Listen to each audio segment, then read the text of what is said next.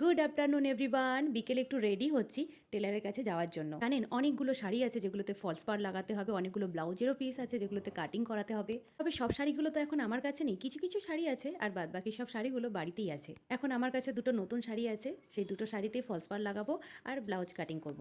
এবারই তো শেষ হয়ে গেল, কিন্তু সেই সময় একদম সময় হয়ে উঠলো না ব্লাউজ পিসগুলোতে ব্লাউজ কাটানোর মতো। তবে একটা বার্থডে পার্টি আছে, সেই সময় তো শাড়িগুলো পরতে হবে, তাই না? এখনো হাতে টাইম আছে, সেই জন্য ভাবলাম যে চলুন এই সময় সমস্ত কাজগুলো গুছিয়ে নেওয়াটাই ভালো।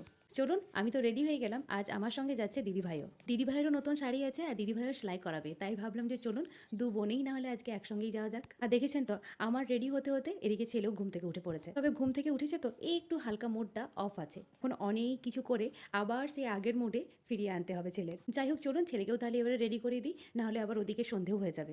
আপনাদের একবার না শাড়িগুলো দেখাই, একবার বলবেন তো দেখে কেমন হয়েছে শাড়িগুলো। এই দেখুন একটা নতুন শাড়ি, এটার এখনো পর্যন্ত ব্লাউজ পিস কাটা হয়নি। এই একটা নতুন শাড়ি, এই শাড়িটা আমি আমার ননদের বিয়ের রিসেপশনে পরেছিলাম। অনেক সুন্দর শাড়িটা, জানেন তো ভীষণ সফট। কিন্তু এই শাড়িটা অবশ্য আমি অনলাইন থেকে কিনেছি। এই শাড়িটার আবার শাড়ির থেকে আমার ব্লাউজ পিসটা ভীষণ সুন্দর লেগেছে। এই ব্লাউজ পিসটা যদি ব্লাউজ কাটানো হয় না অনেক সুন্দর লাগবে দেখতে।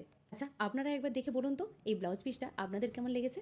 তো ভীষণ ভীষণ পছন্দ হয়েছে শাড়ির থেকে শাড়ির ব্লাউজ পিসটা। আশা করি কাটিং করলে অনেক সুন্দরই লাগবে। চলুন তাহলে আমরা সবাই রেডি হয়ে গেছি, এবারে যাওয়া যাক। যে বলেছিলাম না একবার শুধু বাগানে বেরোই আর শুধু ফুল দেখলে ফুলের দিকেই মনটা চলে যায়। এই অভ্যেসটা শুধু আমার একার নেই, দিদিভাইয়েরও আছে। বাগানের মধ্যে একটা অরেঞ্জ কালারের গোলাপ আছে আর একটা পিঙ্ক কালারের গোলাপ আছে না, তাই বলছে দিদিভাই সিজু একবার ওটা ভিডিও বানাও। আর রাস্তাতে যেতে যেতে এই জায়গাটা আমাকে ভীষণ সুন্দর লেগেছে, জানেন তো ক্যামেরা বন্দি না করে থাকতেই পারলাম না। পুকুর পাড়ের দিকে সূর্যটা অস্ত যাচ্ছে দেখে একবারে মনটা ভরে গেল। ভীষণ ভীষণ সুন্দর লাগছিল দেখতে। এই যে বললাম না যেখানেই ফুল থাকবে সেদিকেই নজর চলে যায় আমাদের। তাই দেখেছেন তো বাগানের ফুল ছেড়ে দিয়ে এখন বনে বাজারে যে সমস্ত ফুলগুলো হচ্ছে সেগুলোর দিকেও নজর চলে গেছে। যাই হোক চলুন, যেখানে ব্লাউজ কাটিং করতে এসেছিলাম সেখানেও কিন্তু ফুলের শেষ নেই। আরও ভীষণ পরিমাণে আমার মনটাকে কেড়ে নিল এই কাগজ ফুলের গাছগুলো।